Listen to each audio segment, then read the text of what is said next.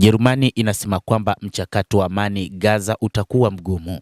Waziri wa mambo ya nje wa Ujerumani Johann Wadephul amesema taifa hilo liko tayari kusaidia utekelezwaji wa pendekezo la mpango wa amani wa Gaza ulioratibiwa na Rais wa Marekani Donald Trump.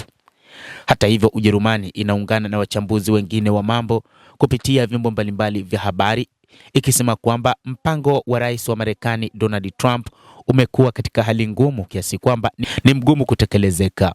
Hata hivyo, Wadephul ambaye alizungumza na shirika la habari la Funk na matamshi yake kuchapishwa hii leo amesema huenda usianze kutekelezwa mara moja licha ya kupewa masaa 72. Hadi sasa Hamas hawajaeleza wazi kupokea mpango huo.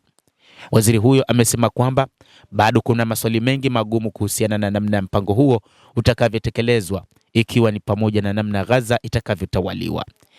Hata hivyo, ameelezea juu hakikisho la usalama na hata namna misaada ya kiutu itakavyorejeshwa katika ukanda wa Gaza na kusisitiza kwamba utakuwa ni mchakato mgumu.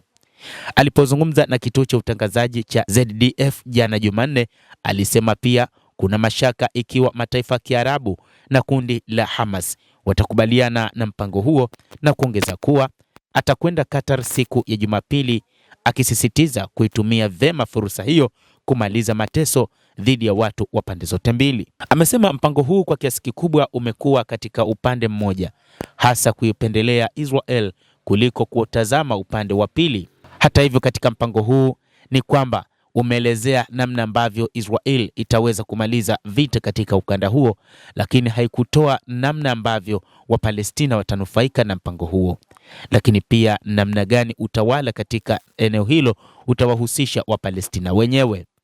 Hamas haijatoa msimamo baada ya kujadili mpango huo wa amani. Msimamo wa Hamas utajulikana baada ya kujadili mpango huo wa amani uliotangazwa na Rais wa Marekani Donald Trump na kuridhiwa na Israel. Kundi la Hamas limesema litaujadili mpango wa amani wa Rais Donald Trump ndani ya kundi hilo, lakini pia na makundi mengine ya Palestina kabla ya kutoa msimamo wao. Mpango huo wa amani wa Marekani tayari umeshaungwa mkono na Waziri Mkuu wa Israel Benjamin Netanyahu. Kwa upande wake, miongoni mwa mataifa ambayo yanahusika katika upatanishi imetangaza mazungumzo na wajumbe wa Hamas na Uturuki. Kadhalika, Qatar imesema inajiandaa kukutana na wajumbe wa kundi la Hamas wanaohusika kwenye mazungumzo pamoja na Uturuki. Mnamo siku ya jana ya Jumanne ilikuwa ni siku ambayo wangeweza kujadili mpango huo wa amani wa Gaza uliotangazwa na Rais Donald Trump. Ujerumani pia ni miongoni mwa mataifa ya Ulaya yaliyotangaza kuunga mkono mpango huo wa Trump licha ya kusema kwamba wana wasiwasi usiweze kutekelezeka.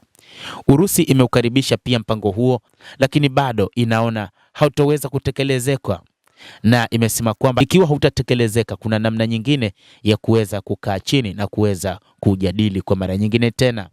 Miongoni mwa mapendekezo yaliyoko kwenye mpango huo ni pamoja na kundi la Hamas kutakiwa kujisalimisha na kuweka silaha chini, lakini pia moja kati ya jambo ambalo ndilo litakaloleta mgongano ni namna ambavyo utawala katika ukanda wa Gaza utakavyokuwa, kwani tayari baadhi ya watu wameshateuliwa kuwa sehemu ya uongozi, akiwemo waziri mkuu wa zamani Tony Blair ambaye anatajwa kuwa kiongozi wa ukanda wa Gaza, huku Rais wa Marekani Donald Trump akiwa kiongozi mkuu wa ukanda huo wa Gaza, jambo ambalo Wapalestina hawawezi kukubaliana nalo.